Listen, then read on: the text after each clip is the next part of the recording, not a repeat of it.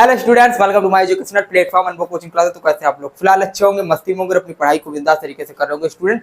तो स्टूडेंट, जैसा कि हम जानते हैं हमारे छोटे चैनल के माध्यम से क्लास 10 वाले बच्चों को यूपी बोर्ड की प्रिपरेशन कराई जा रही है। ठीक उसी के लिए लेकर मैं आ चुका हूं छोटा सा सेशन। तो इस सेशन के माध्यम से आज हम डिस्कस करने वाले हैं क्लास 10 के मैथ के बारे में, जिससे कि मैथ की क्लासेस नहीं हो पा रही थी और सभी सब्जेक्ट की क्लासेस हो पा रही थी। लेकिन आज हम क्लास 10 के मैथ के बारे में लेकर आए और मैथ का मोस्ट इंपॉर्टेंट टॉपिक यानी मोस्ट इंपॉर्टेंट चैप्टर त्रिकोणमिति। आज हम इस सेशन के माध्यम से त्रिकोणमिति यूनिट के बारे में बात करेंगे। त्रिकोणमिति यूनिट में क्या क्या है, क्या प्रकार का क्वेश्चन आता है। बहुत ही कठिन लगता है बच्चों को, लेकिन कठिन है नहीं, ठीक है।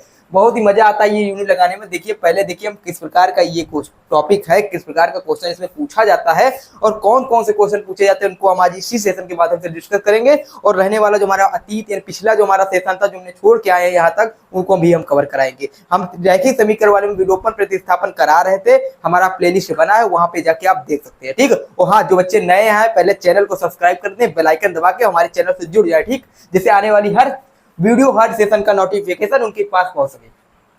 तो देखिए, त्रिकोणमिति से पहले हमारे चैप्टर रैखिक समीकरण हमने कराया था, दो घात समीकरण, समांतर श्रेणी, त्रिभुज और उसके बाद निर्देशांक ज्यामिति। ये चैप्टर हम छोड़ करके आ गए डायरेक्ट त्रिकोणमिति पे। त्रिकोणमिति हम देखेंगे, इसको कवर करेंगे। देखिए, ये बहुत ही मोस्ट इंपॉर्टेंट चैप्टर समझ के चलिए, क्योंकि ये समझ में आता नहीं बच्चों को। इसमें देखिए हमारे पास कौन कौन से टॉपिक रहने वाले हैं, उनको पहले हम डिस्कस करेंगे। चैप्टर नंबर 8 है। यूनिट का बात की जाए, चैप्टर नंबर बात की जाए, 8 नंबर का चैप्टर है। अगर कहा जाए इसमें, तो सबसे पहले आता है साइन आता है, यानी साइन थीटा आता है, कॉस थीटा आता है, और कौन सा आता है भैया, और साइन कॉस और टैन थीटा आता है।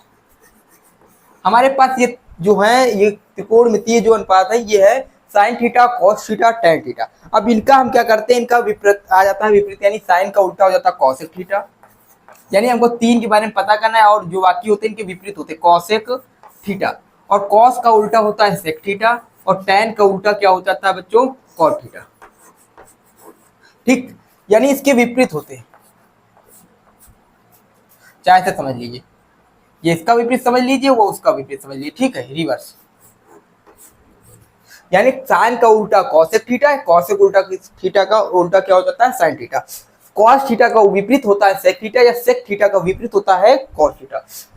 टैन थीटा का विपरीत होता है कॉट थीटा, या कॉट थीटा का विपरीत होता है टैन थीटा। इतना आप लोगों को समझ में आया, उम्मीद करता हूं आप लोगों को समझ में आ रहा होगा। और जो बच्चे अभी नए आए हैं, पहले चैनल को सब्सक्राइब करके आगे बढ़ा। अब देखिए, इसमें हम त्रिकोणमितीय अनुपात निकालने के लिए आता है, इसके लिए भैया आता है फॉर्मूला लाल बटे कक्का वाला। देखिए, लाल बटे कक्का आप लोगों ने पढ़ा होगा। और या फिर जो बच्चा इंग्लिश मीडियम से है, कुछ बच्चे ऐसे भी होंगे जो हमारे चैनल पे इंग्लिश मीडियम से आए होंगे, उनके लिए है पंडित बद्री प्रसाद हर हर बोल और सोना चांदी तोल, ठीक। पंडित बद्री प्रसाद हर हर बोल, ठीक। आप कुछ भी समझ सकते हैं। यानी पी का मतलब होता है परपेंडिकुलर, बी का मतलब होता है बेस, और पी का मतलब भी परपेंडिकुलर। यानी हिंदी में बात की जाए, परपेंडिकुलर का मतलब होता है हिंदी में लंब, और बी का मतलब होता है बेस यानी आधार, और पी का मतलब परपेंडिकुलर यानी लंब। यानी इसमें देखा ना कि लंब आधार लंब, लंब आधार लंब, परपेंडिकुलर का मतलब होता है लंब, यानी हम लिख सकते हैं, चार से लिखिए, ठीक।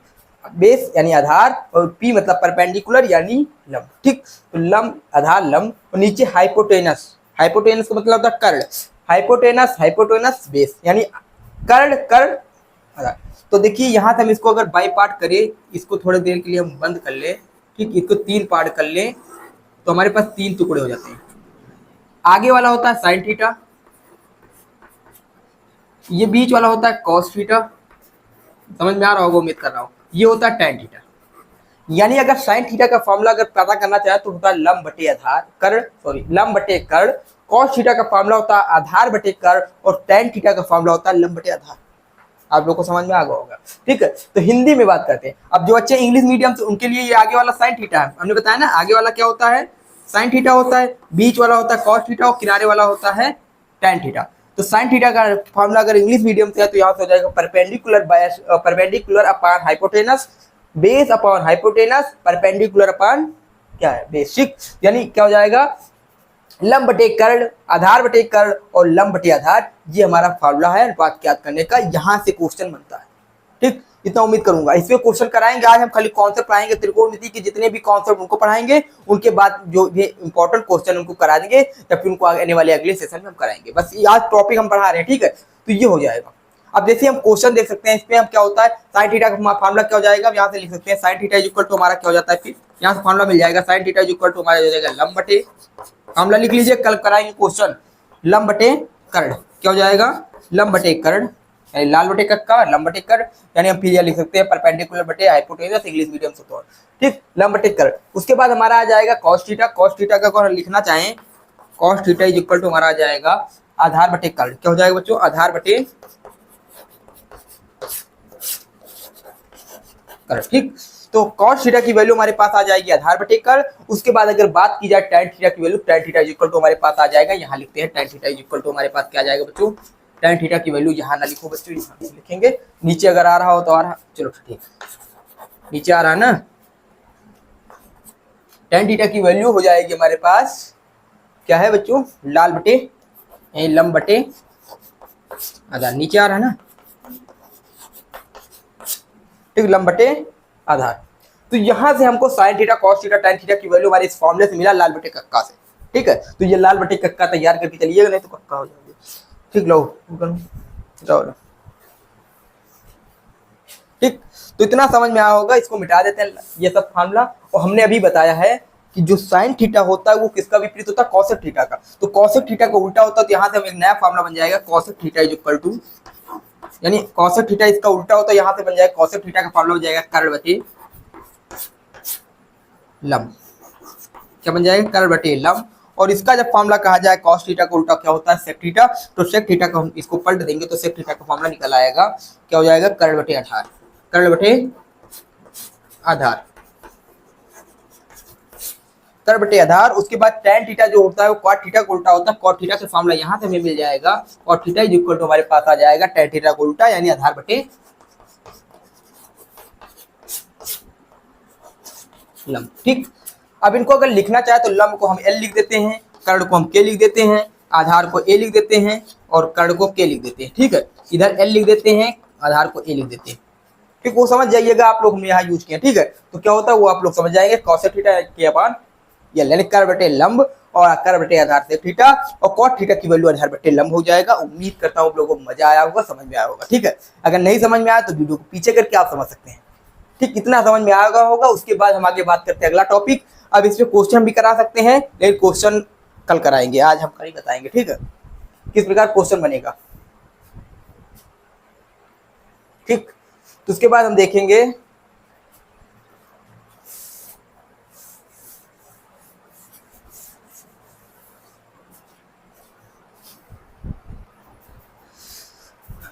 तो उसके बाद हम आज बात करते हैं अच्छा देख लीजिए इस टॉपिक, ये क्वेश्चन देख लेते हैं। तो क्वेश्चन हम देखेंगे, हमारे पास एक कोई बुक है, इसमें देखिए एक दे रखा है ओपी क्यों एक त्रिभुज दे रखा होगा। आप देखिए भैया कहाँ यूज होगा। अब इसको हम समझने से पहले हम एक और फार्मूला समझेंगे, वो फार्मूला समकोण त्रिभुज। पहले समकोण त्रिभुज समझेंगे। समकोण त्रिभुज क्या होता है, समकोण त्रिभुज एक ऐसा त्रिभुज होता है जिसके में क्या बने 90 है। हमने ये तो बात कर लिया भैया, कहाँ से ये फार्मूले याद हो गए, ठीक है, फार्मूले आप लोगों को पता हो गया। उसके बाद एक त्रिभुज अब कहाँ यूज होगा ये फार्मूला, तो ये समकोण त्रिभुज में यूज होगा। अब समकोण त्रिभुज है क्या, तो समकोण त्रिभुज हमारे पास ये ऐसा त्रिभुज होता है जिसमें 90 अंश का कोण बनता है। क्या बनता है, 90 अंश का कोण बनता है। ऐसा त्रिभुज जिसमें 90 अंश का कोण बने वो समकोण त्रिभुज कहलाता है। तो समकोण त्रिभुज में होती है 3 भुजाएं। अभी हमने पढ़ा ना, कर्ण होता है, लंब होता है और आधार होता है। अब कौन सा कर्ण होगा, कौन सा लंब होगा, कौन सा आधार होगा, पहले हम त्रिभुज में देखेंगे। तो त्रिभुज में हम सबसे पहले देखते हैं 90 अंश के जस्ट सामने वाला हमारा होता है कर्ण यानी के, यानी हाइपोटेनस, चाहे एच कहो, यानी इंग्लिश में हाइपोटेनस, इंग्लिश में हिंदी में के यानी कर्ण, हिंदी में कर्ण हो जाता है, इंग्लिश में हाइपोटेनस हो जाता है, ठीक।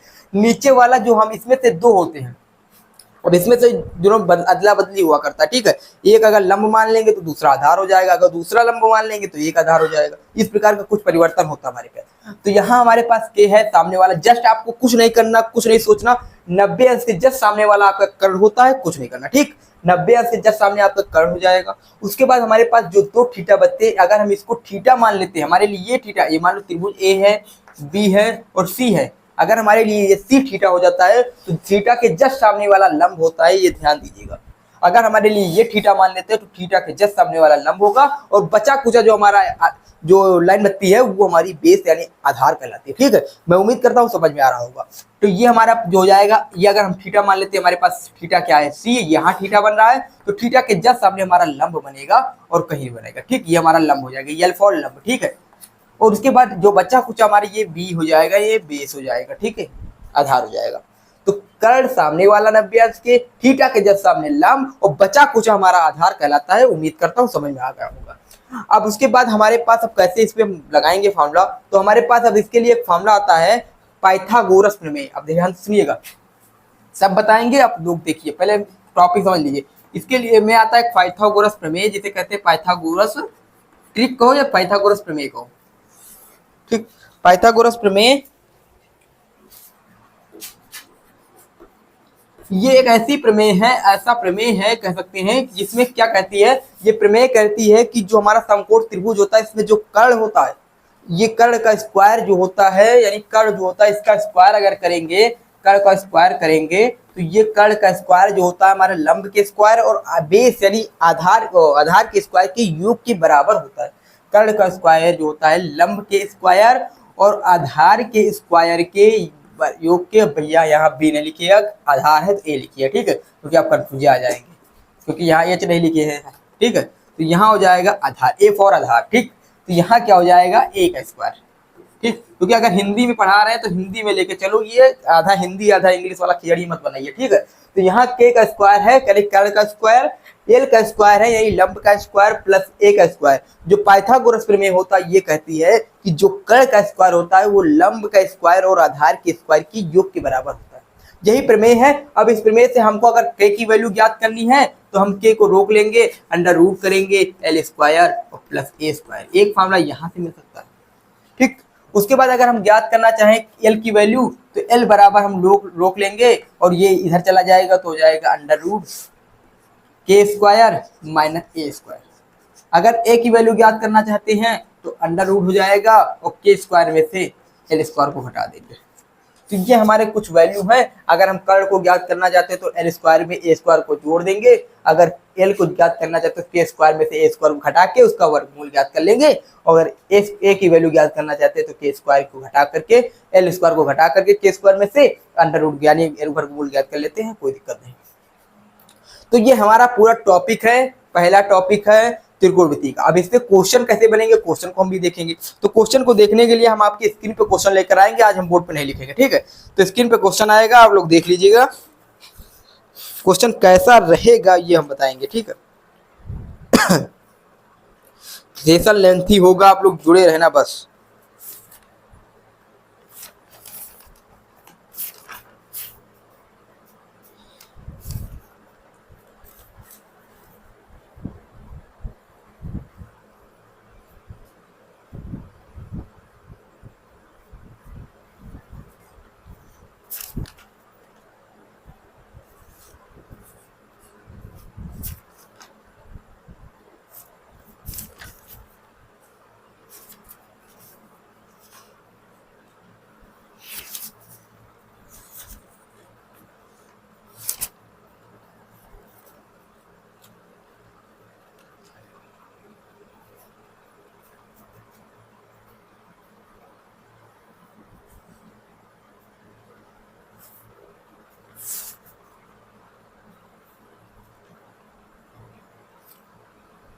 क्वेश्चन मिलेगा ही वहाँ।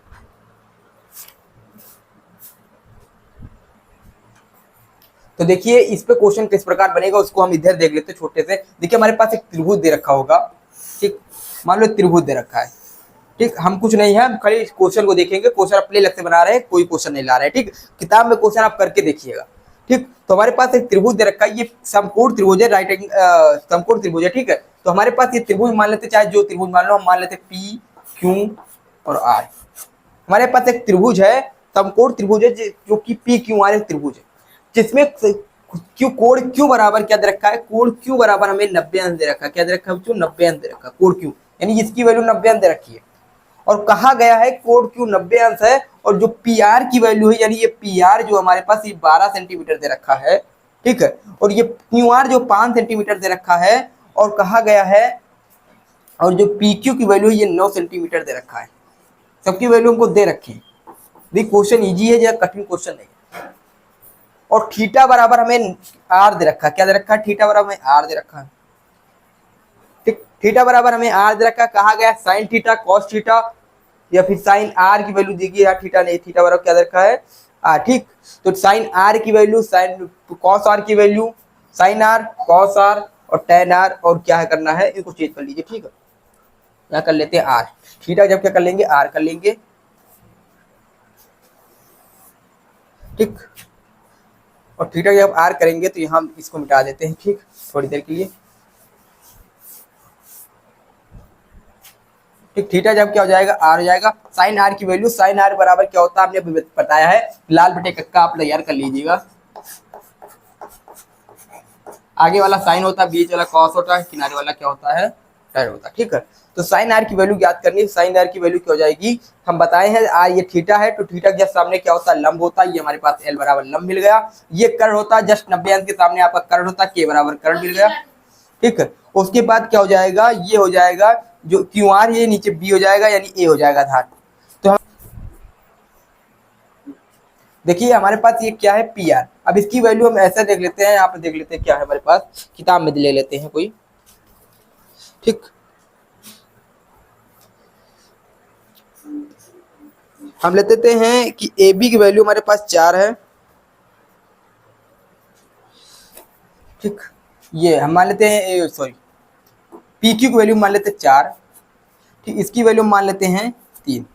ठीक, और ये जो हमारा है यहाँ मान लेते हैं पी आर की वैल्यू मान लेते हैं 25, 5। ठीक, अब इसको देखेंगे, अगर ये फार्मूला पाइथागोरस पे लग रहा है तो समझ लीजिए हमारे पास क्या है, ये यानी समकोण त्रिभुज है पाइथागोरस। 4 चौक 16 और 3 त्रिका 9, 16 और 9 जोड़ देंगे तो ये 25 हो जाएगा। 25 का वर्गमूल ज्ञात करेंगे तो कर्ण के बराबर आ जाएगा, यानी पाइथागोरस लागू होगा। अगर ये लागू होगा तो ये समकोण त्रिभुज है। अब समकोण त्रिभुज है तो हम इसमें ये सबके मान ज्ञात कर सकते हैं। तो साइन आर की वैल्यू ज्ञात करनी है। वहां जो हमने बताया था वो सबको, जो अमित ने जो दिया था उसमें तो थोड़ा सा मिस्टेक था। ठीक है, यहाँ पे दोनों ये समकोण त्रिभुज नहीं लागू हो रहा था। अगर समकोण त्रिभुज नहीं लागू हो रहा था तो हम इसमें साइन आर की वैल्यू, कॉस आर की वैल्यू और ये सब हम नहीं ज्ञात कर सकते। तो इसलिए ध्यान दीजिएगा, जहां समकोण त्रिभुज लागू होगा, जहां पाइथागोरस प्रमेय लागू होगा, वहां हम क्या करेंगे? साइन थीटा कॉस थीटा और sec theta cos theta tan theta की सबकी वैल्यू ज्ञात कर सकते हैं। इसलिए वहां थोड़ा सा मिस्टेक हुआ था, इसलिए वहां नहीं ज्ञात कर सकते थे। ठीक है, यहाँ पर हम ज्ञात कर सकते हैं। इसलिए क्या ज्ञात करने का सबसे आसान तरीका है, हम पहले देख लेंगे पाइथागोरस प्रमेय लागू होगा कि नहीं लागू होगा।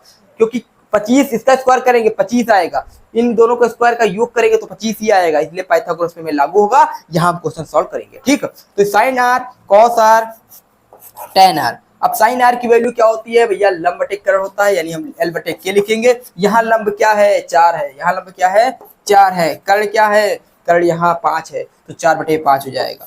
यहाँ हम बात करेंगे कॉस आर की वैल्यू। कॉस की वैल्यू क्या होती है? Cos r is equal to क्या होता है? आधार बटे कर्ण होता है। क्या होता है? आधार बटे कर्ण होता है। अब कॉस आर ए क्या है? आधार कितना है? 3 है। क्या है? 3 है। हम लिखेंगे 3 बटे कर्ण क्या है? कर्ण कितना हमारे पास? 5 है। हम यहाँ 5 लिखेंगे तो हमारे पास 3 बटे 5 जो होगा कॉस आर की वैल्यू हो जाएगी। उसके बाद हमारे पास टेन आर की बात करते हैं। टेन आर यानी लंब बटे आधार हो जाता है। लंब बटे आधार, लंब बटे आधार यानी क्या हो जाएगा? यानी लंब की वैल्यू, लंब की वैल्यू कितनी है? 4 है। कितना है?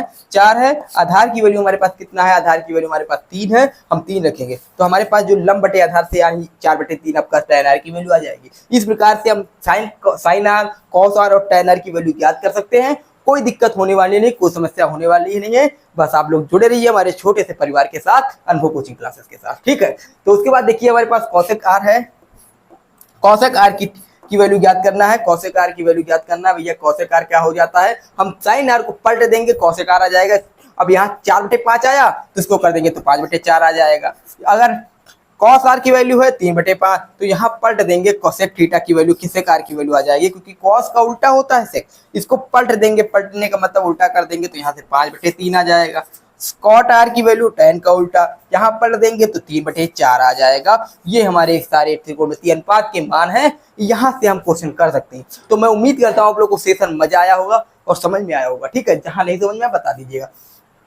तो पहला टॉपिक यहाँ से क्वेश्चन बनेंगे, ये क्वेश्चन आप करके लाइएगा, सब आपको समझ में आ जाएगा।